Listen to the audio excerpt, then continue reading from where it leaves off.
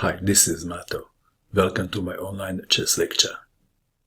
In this video I will show you a game between Emanuel Lasker and Jacques Mieses. This epic chess game was played in Leipzig in 1889. Emanuel Lasker had white pieces and he started with knight to f3. Jacques Mieses played d5, d4 and now bishop to f5, going for the Baltic defense. c4, e6, knight to c3, c6.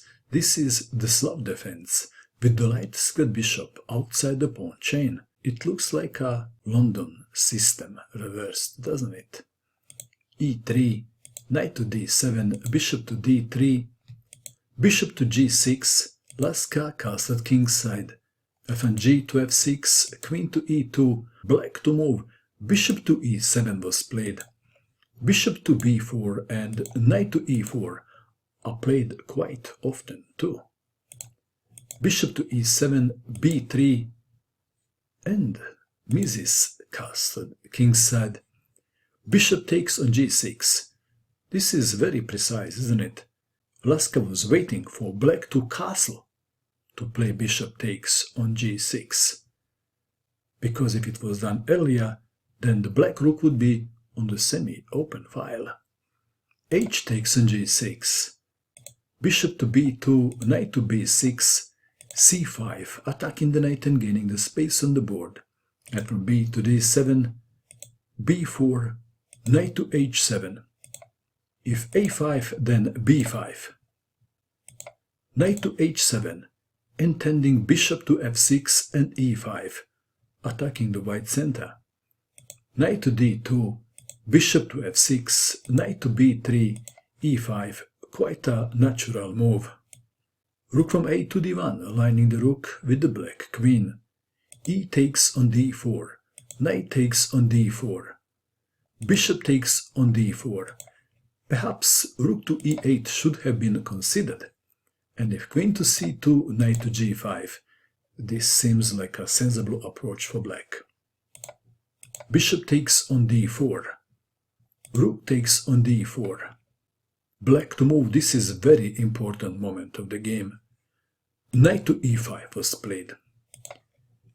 Knight from h to f6 should have been considered. Knight to e5, and this is now the critical moment, it is white to move. What would you do in this position if you had white pieces? Please pause and find the best move for white. Did you pause? What did you find? Lasker played e4. This is a very strong move, which Mieses underestimated. Otherwise, he would play knight to f6, preventing this move. Well, at this stage, Mieses was not too worried about e4 yet. He played queen to f6. White to move. What now? Please pause and find the best move for white. What did you find? Spectators expected e takes on d5. But then Mieses would play knight to f3, check. And after queen takes knight, queen takes rook. So e takes on d5 would be a wrong move. Back to our game. In this position, Emanuel Lasker played a killer move, and that is kaboom! Knight takes on d5. Pawn takes knight. Rook takes on d5, queen to e6, if rook from f to e8, f4.